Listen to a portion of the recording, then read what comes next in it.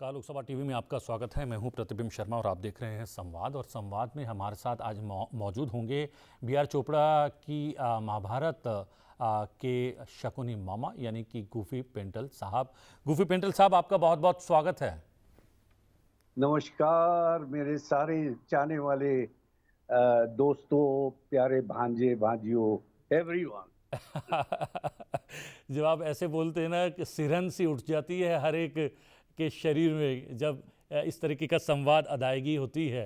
लेकिन क्या ये बात सही है कि आप ये किरदार नहीं कर रहे थे पहले और आप एक कास्टिंग डायरेक्टर के तौर पर इस महान सीरियल महाभारत से जुड़े हुए थे, लेकिन कोई भी कलाकार इस तरीके की एक्टिंग, इस तरीके का अभिनय नहीं कर पा रहा था और आपको फिर कहा गया कि आप ही इस किरदार को संभाले? क्या ये बात सही है? नहीं है, सही नहीं है। हुआ यूं था कि हम लोग प्लानिंग कर रहे थे बनाने की। प्लानिंग के बाद शूटिंग भी शुरू हो गई। जी। और उसके बाद क्योंकि मेरा कार्य था कि 3-4 जो है एक्टर्स बेस्ट ऑडिशंस लेके 3-4 एक एक कैरेक्टर के लिए 3-4 एक्टर्स को रखता था मैं साइड में कि ये मेरे दिमाग में है, इस रोल के लिए ये फिट है। तो शकुनी का भी मैंने लिया हुआ था, तो काफी लोगों का लिया हुआ था, 3-4 वो भी रखे हुए थे। तो सबका तो होता गया। अब एकदम सर पे आ गया जब, तो मैं पूछने लगा। भाई मैं जब भी पूछूं तो मुझे चोपड़ा साहब और डॉक्टर राही और रवि चोपड़ा साहब टाल देते थे। जी। तो फाइनली मैंने पूछा, साहब अब तो गांधारी की शादी आ रही है, पितामह जा रहे हैं गांधार, और उसके बाद उसके साथ में ही शकुनी ने भी बारात में के साथ में ही आ जाना है हस्तिनापुर। तो अब तो बताइए, कैरेक्टराइजेशन करनी है, उस बंदे को समझाना है, मैंने उसकी ड्रेसेस तैयार करनी है, गेटअप तैयार करना है, प्रॉपर्टीज बनानी है, चौसर बनाने हैं, पांसे बनाने हैं, ये वो सब। तो फिर उन्होंने ये बम फोड़ा कि हमारे दिमाग में शुरू से तुम ही हो। मैंने कहा कैसे? तो वो उन्होंने समझाया कि उससे पहले हमारी एक सीरियल बनी थी बहादुर शाह जफर, जी। जिसमें अशोक कुमार दादा मुनि ने जो है मेन रोल किया था बहादुर शाह का। जी। और उनके ऑपोजिट जो अंग्रेजों का जो लीडर था, वो था general Metcalfe, resident of India Delhi में। दिल्ली में आज भी मेटकाफ रोड के नाम से एक रोड है। तो मेटकाफ का रोल मैंने किया था। उस रोल से वो बहुत ही मुतासिर हुए थे। तो ये रोल फिर उन्होंने कहा कि तुम ही करोगे, we have you in mind right from beginning. तो इस तरह वो रोल मेरे हिस्से आया। लेकिन आप एक कलाकार थे और आपने कहा कि एक पहले सीरियल में आप अदाकारी कर भी रहे थे और उस अदाकारी से प्रभावित होकर बी आर चोपड़ा साहब ने तय कर लिया था कि आप शकुनी मामा का किरदार आप ही निभाएंगे। फिर आप कास्टिंग डायरेक्टर के तौर पर आप क्यों जुड़े इस सीरियल नहीं, से? मैं शुरू से बी आर फिल्म के साथ एम्प्लॉयड था भाई। अच्छा। I was employed. I was assistant director पहले। जी। फिर उनकी advertising company which was called BR ads, हम लोग कमर्शियल्स बनाते थे। तो कमर्शियल्स में मैं हेड ऑफ कमर्शियल्स था। मैं I used to direct and be associated with all commercials. तो एडवर्टाइजिंग कंपनी से हम कमर्शियल्स उनके लिए तैयार करके देते थे।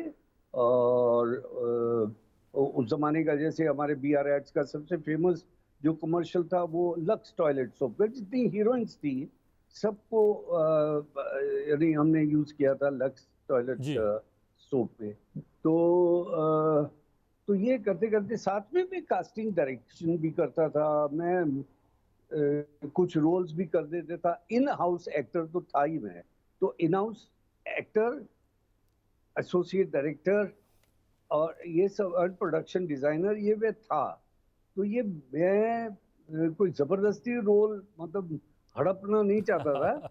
तो मैं अपने हिस्से का, अगर उनको कुछ लगता था कि मेरे लायक है तो अपने आप दे देते थे। तो ये भी अपने आप ही आया। तो मैंने बाकी सारे कैरेक्टर्स जो है वो सजेस्ट किए थे। तो ये रोल जो है मुझे बहुत ही चांदी के प्लेट में मिल गया, समझ लीजिए। ऐसे मिला कि धन्य हो गया मैं।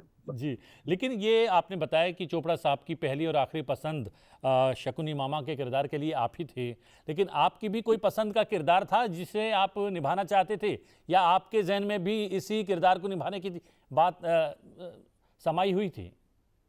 नहीं, एक्चुअली दिल में तो यही था कि यार काश मैं ये रोल कर पाता, क्योंकि ये ज़रा नमकीन ज़्यादा है और मज़ा आएगा करने में, क्योंकि एक पॉजिटिव रोल जो होता है ना, उसमें इतनी शेड्स नहीं होती। जी, लेकिन अगर जब एक स्पेशली हिस्टोरिकल रोल जो होता है, उसमें आप उसको किरदार को काफ़ी अच्छी तरह से उसका कैरेक्टर बना सकते हैं। अब जैसे फॉर एग्ज़ाम्पल हिस्ट्री में पहली दफ़ा इस कैरेक्टर को लंगड़ा मैंने किया था। जी, तो उसकी भी एक वजह थी।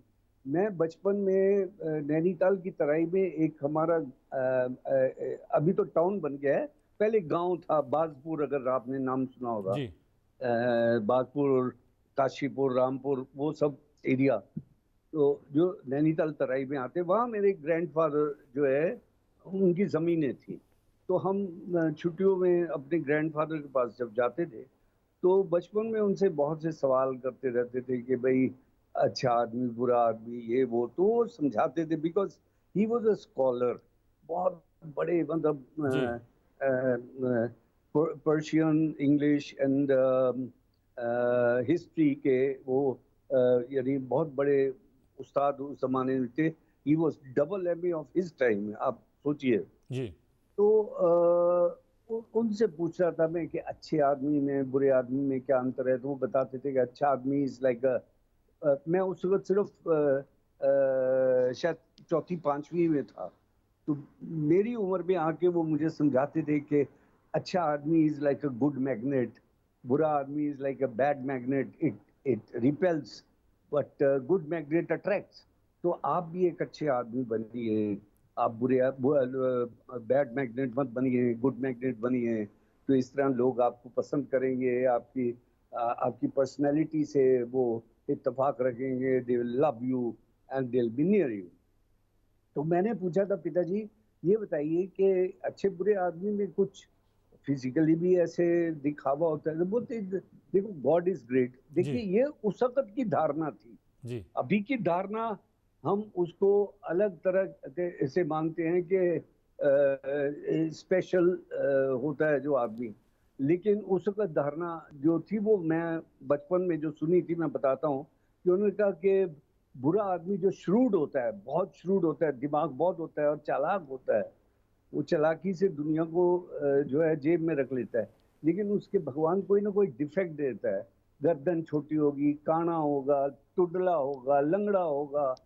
तो वो जब मैंने चोपड़ा साहब को और डॉक्टर राही मासूम रजा को बताया कि मैं इसको लंगड़ा करना चाहता हूँ, so they got very convinced and उन्होंने कहा करके बताओ। तो मैंने जब करके बताया, तो वो करेक्टर का एकदम से एक पर्सनालिटी चेंज हो गई। जी, देखते ही पता लग जाता था कि ये कुछ करेगा आने के बाद। तो इस तरह मैंने डेवलप किया उसको। जी, जब ये पहली बार ये एक सुखद आश्चर्य है हम लोगों के लिए भी, इस आज की जनरेशन के लिए भी और आप लोगों के लिए भी, जो कि एक अभिनेता के तौर पर इस महान महाकाव्य पर बने बड़े सीरियल से जुड़े हुए हैं, कि इसकी दोबारा वापसी हुई है दूरदर्शन पर, और उतनी ही पॉपुलैरिटी जो है 30 साल बाद भी इसकी बनी हुई है। तो जब पहली बार आपका किरदार पर्दे पर आया था, छोटे पर्दे पर आया था, तो क्या रिएक्शन लोगों का मिला था? हेलो। जब हेलो। पहली बार आपका किरदार आया, हेलो, आपकी आवाज कट रही है थोड़ी। जब पहली बार आपका किरदार आया हेलो। स्क्रीन पर, तो क्या रिएक्शन मिला था लोगों का? बहुत अच्छा मिला था, आई जी, मीन लेकिन उसको थोड़ा सा रिलेट करने में 4-5 एपिसोड के बाद जो है वो कैरेक्टर बहुत ही पॉपुलर हो गया था।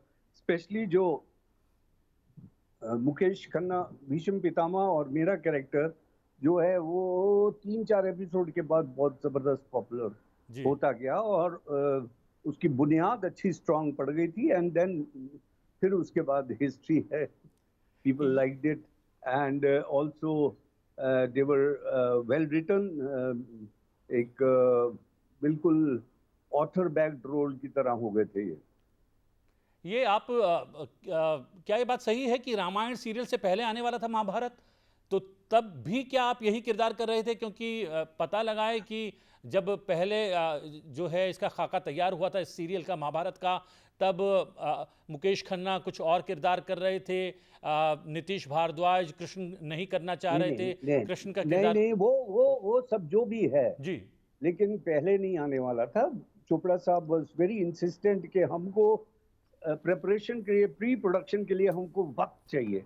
तो उन्होंने समय खुद मांगा था, और हमसे साल 1.5 साल पहले रामायण जो है रिलीज हुई थी। तो हम शायद उनके 50 के 55 एपिसोड्स के बाद आए थे, और रामायण के सामने आना भी नहीं चाहते थे चोपड़ा साहब, because Ramayan was taken up, it was like a storm. मतलब उसने बहुत ही खूबसूरत एक धरा बना दिया था। जी तो चोपड़ा साहब कह रहे थे कि अभी रामायण चल रही है, इतनी खूबसूरत चल रही है, हम लोग खुद बैठ के देखते हैं, तो अभी इनके सामने आने से ये ना हो कि मेरी हंसी उड़ जाए, तो लोगों को, और मेरा कैरियर जो है 40-50 साल जो है पुराना, वो खराब हो जाए। लेकिन वो दूरदर्शन ने टाइम दे दिया था हमको, 2 अक्टूबर 1988। तो हमको आना था, तो हम आ गए। लेकिन ये गलत है कि इससे पहले बनने वाली थी, और बाद में वो हम प्रेपरेशन का टाइम ले रहे थे। We were sitting with writers, we were research चल रही थी, पुणे इंस्टीट्यूट से भी चल रही थी। फिर यहाँ पर बड़े बड़े राइटर्स बैठे हुए थे चोपड़ा साहब के साथ। तो वो हम वो कर रहे थे। प्लस 1 साल मैंने 10 महीने से लेके 1 साल तक फिल्मालय स्टूडियो बुक किया हुआ था, ओनली फॉर ऑडिशन। जी तो कुछ 3,500 के 4,000 लड़के लड़कियों का ऑडिशन मैंने किया है 1 साल के 10 महीने के अंदर।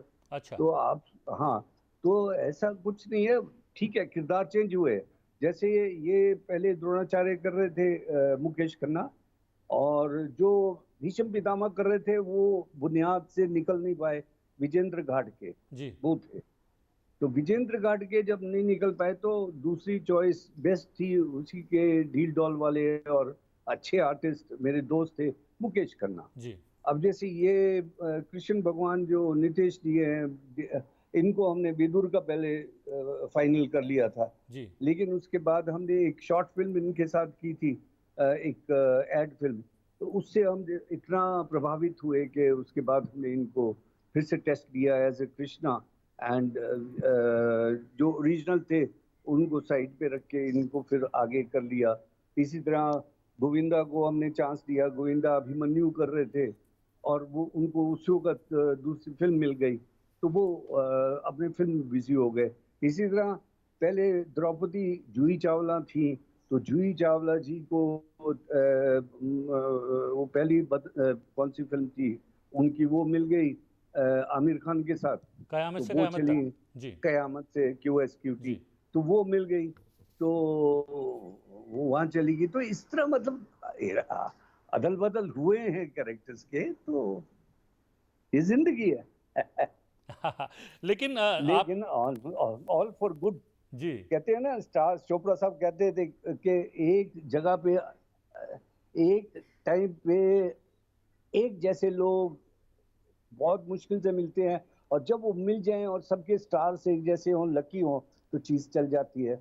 वरना आप लाख कोशिश कर लीजिए, उसके बाद 17 बार बनी है इसी सब्जेक्ट पे, कितना कुछ बना है, क्यों आज वही पुरानी लोगों को पसंद आ रही है? क्योंकि उसमें हार्ट था, हृदय था, उसमें लिखावट थी, उसमें एक्टिंग थी, उसमें नेचुरलपन था, उसमें म्यूजिक बड़ा प्यारा था, गीत एक एक, आप राजकमल जी ने जो कंपोज किए हैं, और जो पंडित नरेंद्र शर्मा ने लिखे हैं, या डॉक्टर राही मासूम ने रजा ने जो लिखे थे, तो एक चीज प्योरिटी की थी, जो आजकल जो है उतनी यंग बच्चे हैं। और दूसरा, रोज का रोज आपको देना पड़ता है एक एपिसोड। जी हमारे जमाने में हफ्ते में एक आता था, और हफ्ते में एक आने के बावजूद भी हम लोगों के पास 20 का बैंक हमेशा रहता था, हम जी 20 लेके चलते थे। जी और तो पूरा ये पर फिल्म फॉर्मेट में पूरा शूट हुआ था सीरियल? नहीं, कुछ जी कुछ पोर्शन फिल्म फॉर्मेट में हुए थे, जो स्पेशल इफेक्ट उस वक्त हुआ नहीं करता था कंप्यूटर पे। तो वो हमको स्पेशल इफेक्ट मैन जो है वो हमको बाद में लेबोरेटरी में भेजना पड़ता था, स्पेशल इफेक्ट लेबोरेटरी में। और उसके लिए हमको सिनेमा के कैमरे यूज करने पड़ते थे, मिचेल या एरीफ्लेक्स जो भी ले लो, वो यूज करने पड़ते थे। बट हमने जब स्टार्ट किया तो आप देखिए ना कि स्टार्ट किया तो हाई लो बैंड था, फिर हाई बैंड आया, फिर बीटा कैम जी लेने मैं कंपनी की तरफ से दुबई गया। तो फर्स्ट टाइम इंडिया में हम लोग बीटा कैम कैमरा सोनी का लेके आए।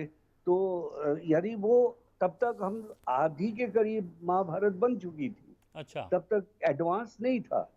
और फिर ऐसा ऐसा टेक्नोलॉजी में फर्क आया। लेकिन जो अभी आ गया डिजिटल में फर्क, वो तो मतलब इट्स अ केक वॉक। बहुत अच्छा है, सब कुछ बटनों में है। हम लोग इस जमाने में जरा हार्ड हुआ करता था, हाँ, काफी लेकिन मेहनत आत्मा लगती उसमें थी। ज़्यादा थी। लेकिन ये कुछ किरदार ऐसे हैं जैसे कृष्ण भगवान का किरदार है, रामायण में राम लक्ष्मण सीता के किरदार हैं, हनुमान का किरदार है। जी वो लोगों को पहले से ही मालूम था कि ये ऐसे हैं या ऐसे रहे होंगे। लेकिन आपका जो किरदार है शकुनी मामा का, आपने जिस तरीके से उसे निभाया, तब लोगों को लगने लगा कि शकुनी मामा होगा तो ऐसा ही होगा, या यही शकुनी मामा है। और आपको इस किरदार को निभाने की वजह से बहुत सारे हिट मेल्स भी आते थे, लोग नाराज होकर आपको पत्र लिखा करते थे, क्या बात सही है? बिल्कुल, बहुत बहुत बहुत अजीब अजीब से पत्र आते थे। और पर देखिए ना कितना प्यारा मामा था, गाँव का बदनाम करते हैं लोग। अब मैं बताता हूँ, मेरे को एक पत्र आया, वो तो कमाल का था। जी उसमें उसने बड़े कड़े शब्दों में लिखा होता। उन दिनों में इलेक्ट्रॉनिक मीडियम तो होता नहीं था। जी तो हम लोग रोज 400-400 500-500 चिट्ठियां रोज की हर कलाकार जो पॉपुलर था उनको आती थी। तो पोस्टमैन बेचारा थक जाता था हमारी डाक उठा उठा के। तो उनमें एक लेटर पोस्ट कार्ड आता था, वो दो दो दफा आया वैसे ही, उन्हीं दो बंदों के। उसमें लिखा हुआ था, अबे शकुनी मामा, तू बहुत बुरा है।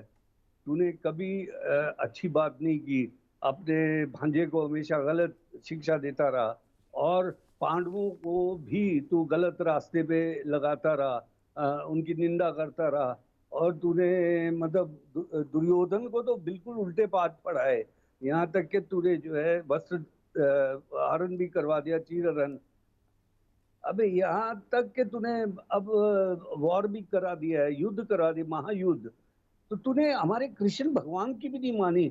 अबे शकुनी मामा, अगर अगले हफ्ते युद्ध बंद ना हुआ तो हम आके दूसरी टांग तेरी तोड़ देंगे। क्या बात है!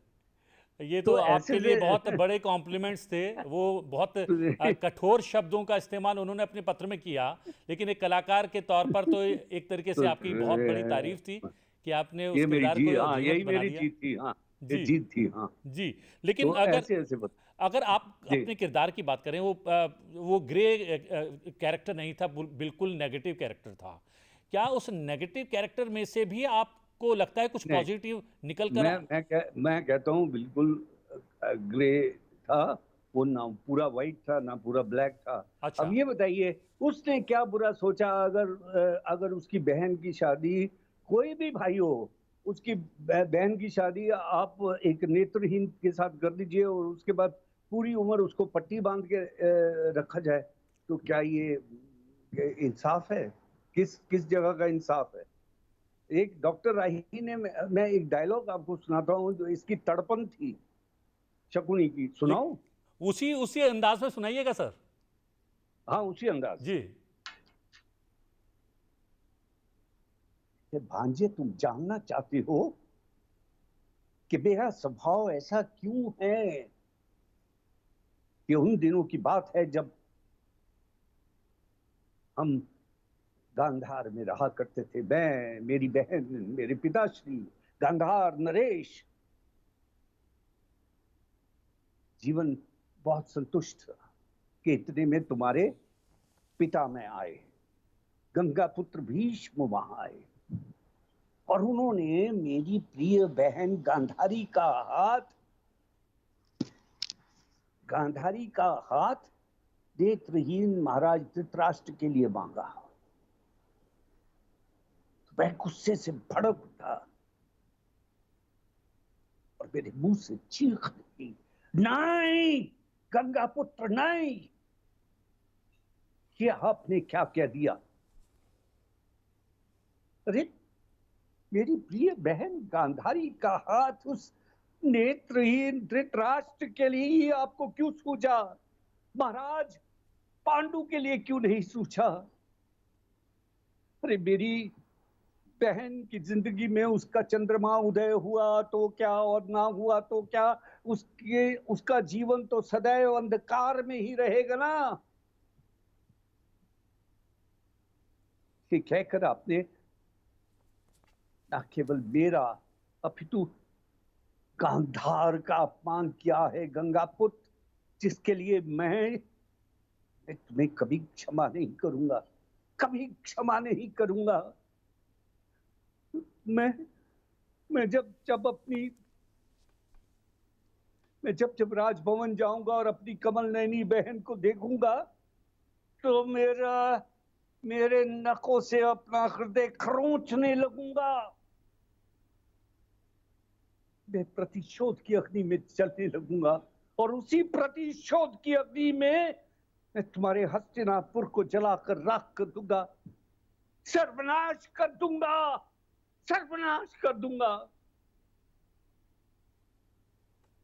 भांजे, इसलिए मेरा स्वभाव ऐसा है। अब ये देखिए उसकी पीड़ा यहां झलकती है। अब ये कहां से टोटल ब्लैक हो गया? ये आदमी ग्रे था, ठीक है, अच्छा आदमी था, सुखी था, अपने परिवार में सब कुछ था, लेकिन अगर बीच में आके कोई गलत रिश्ता लेके आ जाता है, उसके बाद सारी उम्र उसकी बहन भी अंधी बन के रहती है। एक औरत जो है अपने पति के घर में जाती है तो बल्कि अगर उसकी आंखें ना भी हो तो पत्नी का ये अधिकार है, ये कर्तव्य है पूरा कि वो उसकी आंखें बन के रहे। ये भी नहीं, तो इसको वो अंदर से चुभ गई बात और उसने आगे सब षड्यंत्र रचना शुरू किया कि ये लोग कैसे बर्बाद हों। स्पेशली उसकी जेलसी जो थी वो भीष्म पितामह के साथ थी, उस सोच के खिलाफ थी। ये है बात। जी। अगर प्रासंगिकता की बात करें इस शो के पुनः प्रसारण की दूरदर्शन पर, समय ऐसा है, कोरोना वायरस से पीड़ित है पूरा विश्व, लॉकडाउन है पूरा देश, ऐसे में महाभारत का पुनः प्रसारण कितना प्रासंगिक मानते हैं, कितना महत्वपूर्ण मानते हैं? ये बहुत महत्वपूर्ण है क्योंकि एक तो इससे यंगर जनरेशन को थोड़े संस्कार संस्कृति का आभास होता है, इसमें शिक्षा मिलती है कि क्या नहीं करना चाहिए, क्योंकि रामायण में ये मिली है कि क्या करना चाहिए जी और महाभारत में ये शिक्षा मिलती है कि क्या नहीं करना चाहिए। तो हम क्या करके और क्या नहीं करके अपने आप को कैसे सुधार सकते हैं, कैसे अच्छे सिटीजन बन सकते हैं इंडिया के, और अपने से बुजुर्गों के जो है वो रूल्स माने हम। अगर प्रधानमंत्री ने कहा है कि बाहर मत जाइए, ये मत कीजिए, वो मत कीजिए, आप जबरदस्ती बाहर जाएंगे तो ये, और वो सारी दुनिया का वही हिसाब देख रहे हैं ना। तो ये बहुत जरूरी है कि आदमी घर में बैठे, और घर में बैठने के लिए ऐसे ही किसी अच्छे प्रोग्राम्स की ही जरूरत है कि घर में आदमी को बिठा भी सके। तो जो पुराने जुड़े हुए थे इस प्रोग्राम से वो जबरदस्ती अपने बच्चों को भी बिठाने लगे, भाई इधर उधर मत जाना, यहाँ तक के ऊपर भी मत जाना, यू नेवर नो कब क्या क्या चीज आपको अटैक कर दे, तो इसलिए बेटर है घर पे रहो। तो ये मेरा ख्याल है बहुत अच्छी सोच थी जी। प्रधानमंत्री कोरोना की यहाँ। वायरस जो है वो एक अनजाना शत्रु है, और माना जाता है एक घटनाक्रम था महाभारत में लाक्षागृह का। उसमें विदुर कहते हैं कि चूहा जब आग लग ये जाती है तो वही सुरक्षित रहता है क्योंकि वो छुप कर रहता है। जब तो बिल में अनजाना रहता शत्रु घूम रहा हो है। तब हाँ, छुप जाने में या अपने आप को कवर करने में जो है वो भलाई ज़्यादा है। क्या सीख देता है ये एक दृश्य या ऐसे दृश्य महाभारत के? नहीं नहीं बिल्कुल ठीक है, मतलब सबसे, उसने कहा था कि सबसे सेफ जो है चूहे ही रहता है। जी अगर अगर वन में आग लगती है तो सबसे जो है सुरक्षित वो चूहा रहता है। क्यों चूहा सेफ रहता है? क्योंकि वो बिल खोद लेता है अंदर और उसके बाहर नहीं जाता जब तक कि उसे ये आभास नहीं होता कि शांति हो गई है, बाहर जी जलना बंद हो गया है, तो बाहर आता है। तो इसी तरह यहाँ पर भी यही बात है कि अभी शांति नहीं है, पूरे विश्व में अशांति है। तो अब सबका ये डेफिनेटली एक कर्तव्य बनता है कि हम घर से बाहर ना जाएं, क्योंकि ये इससे सिर्फ आपके परिवार का नहीं, पूरा देश इससे संक्रमित हो सकता है। और जी, अगर आप समझिए, देश तभी है जब हम हैं, हम ही नहीं होंगे तो देश क्या होगा, ठीक और बात। कौन चलाएगा, क्या क्या होगा, हमारे देश का ही क्या होगा हमारे। आप ये सोचिए कि क्यों इतने चिंतित हैं हमारे जो बुजुर्ग हैं या प्रधानमंत्री हैं, ये सारे क्यों चिंतित हैं, क्यों आते रहते हैं टीवी पे हमेशा। तो इसीलिए कि उनको बाहर के मुल्कों से सीख मिली है, जो जो बाहर के मुल्कों ने गलतियां की हैं, हालांकि इतने एडवांस, इतने पढ़े लिखे मुल्क, इतने हमसे ज़्यादा economically strong, commercially strong, scientifically strong हैं, फिर भी हम जो है अभी तक थोड़ा सा रोक सकने में, लेकिन अगर कुछ लोग बेवकूफ़ियाँ करते हैं जी, तो उन्हें उन्हें ये सीख मिलनी चाहिए कि बाहर मत जाओ यार, बी एट होम, डर के रहो। ये तो ऐसा रोग है कि ये इसकी कोई दवाई नहीं है। ये कि आप अगर जाएंगे बिना बाहर गए और इसने अगर आपको जकड़ लिया, तो आपको घर वाले भी नहीं पसंद करेंगे कि आप आए, आपका अंतिम संस्कार भी नहीं कोई कर पाएगा। जी, तो क्या आप ऐसा चाहते हैं? तो मेरी तो हाथ जोड़ के सबसे ये प्रार्थना है कि भाई, कहना मानिए, बुजुर्गों का कहना मानिए, हमारे प्रधानमंत्री का कहना मानिए, बाहर मत जाइए, कुछ ही दिनों की बात है। हम लोग सब आज, हम सबको कष्ट हो रहा है, डेफिनेटली कष्ट हो रहा है, लेकिन इतना भी ज्यादा कष्ट नहीं हो रहा जो उस स्थिति में होगा। तो I think it is a good move. जी। चूहे और बन के रहो, बेटर है। हाँ और इस वक्त जब सब पूरा देश लॉकडाउन है और ऐसे में प्रेरणा का स्रोत बना हुआ है महाभारत सीरियल, जी जी और आपने अपने प्रशंसकों को देखा है 30 बरस पहले, अब नए सिरे से जब यंगस्टर्स और आज की जनरेशन के बच्चे और यंगस्टर्स कनेक्ट करते हैं इस सीरियल से, तो क्या सोशल जो है मीडिया के माध्यम से या किसी मंच के माध्यम से आप बात कर पा रहे हैं? क्या आपको लगता है कि एक नए सिरे से नई फैन फॉलोइंग आपकी तैयार हो गई है? हाँ, बिल्कुल बिल्कुल बिल्कुल, बहुत बहुत ज़्यादा प्रोत्साहन मिल रहा है, और बच्चे लोग भी बहुत पसंद कर रहे हैं। They are liking it, and अच्छा चल रहा है, मतलब बहुत जी, जी, खूबसूरत चल रहा है। रोज आप जैसे अच्छे अच्छे लोग हमारा इंटरव्यू ले रहे हैं, तो और भी प्रसारण अच्छा, मतलब इसके इसके थ्रू भी एक अच्छा हो रहा है। But I think it's a good effort. और आप ये देखिए ना कि पुराने जो है जितने प्रोग्राम्स आ रहे हैं आजकल, वो उनके पीछे कोई मकसद था, एक सोशल रिफॉर्म की बात थी, एक सोसाइटी के लिए एक संदेश था। आजकल वो संदेश वगैरह की बात तो भूल जाओ, बहुत कम ऐसा हो रहा है जो पिक्चरें और टीवी सीरियल जो ऐसे जी, बनते हैं जिनमें कुछ संदेश हो। लेकिन पुराने जमाने में ये होता था कि एक एम लेके चलते थे लोग, और उसमें कुछ ना कुछ सोसाइटी के लिए सुधार होता था। तो विच इज़ वेरी इम्पोर्टेंट। तो हमको तो यही शिक्षा दी गई है कि आप जब भी बनाओ, कुछ अच्छा बनाओ, ताकि हमारा भी कुछ फर्ज है सोसाइटी की तरफ के हम उनको कुछ इनडायरेक्ट या डायरेक्ट मैसेज दे सकें, तो जी, इट इज गुड, जी, जी। गुड फॉर द आपकी आपकी कंट्री। बहुत सारे कलाकारों के साथ बॉन्डिंग बहुत अच्छी हो गई थी महाभारत सीरियल की शूटिंग के दौरान। पुनीत इस्सर साहब एक ऐसे कलाकार हैं जो सीरियल के दौरान भी आपकी और उनकी केमिस्ट्री बड़ी कमाल की थी, और जो है शूटिंग से इतर भी आपकी और उनकी केमिस्ट्री और याराना बहुत कमाल का है, और आप दोनों जी मिलकर अभी भी महाभारत को स्टेज पर जो है जीवंत बनाए हुए हैं। जी बिल्कुल। और आप हैरान होंगे कि पुनीत सर ना के अच्छे एक्टर हैं, बल्कि very good writer, very good director, and very musical minded, and very emotional।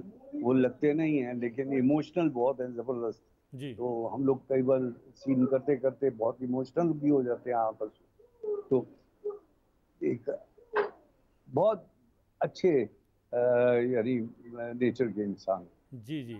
और हमने देखा है कि पुनीत इस्सर फिल्म इंडस्ट्री से जुड़ा कोई विषय हो तो बड़े इमोशनली वो सामने आते हैं और अपनी बात रखने से भी वो जो है कोताही नहीं बरतते हैं रखने में भी। लेकिन आपने समय निकाला और संवाद में आप हमारे इस खास कार्यक्रम में शामिल हुए, महाभारत से जुड़े क्षणों के बारे में बताया, महाभारत किस तरीके से प्रासंगिक है इस लॉकडाउन के समय में भी, वो भी बात आपने हमारे साथ साझा की। धन्यवाद, thank you very much Goofy Painter ji. धन्यवाद।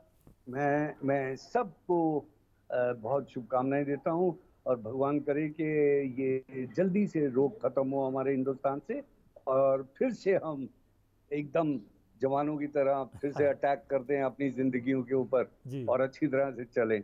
चलिए, God bless you Pratibimb. Thank you very much sir. जी हाँ, संवाद में गूफी पेंटल जी जो कि महाभारत में शकुनी मामा का किरदार निभा चुके हैं और इस किरदार को ऐतिहासिक बना चुके हैं। संवाद में आज के लिए इतना ही, मुझे दीजिए आज्ञा, लेकिन देखते रहिए लोकसभा टीवी। नमस्कार।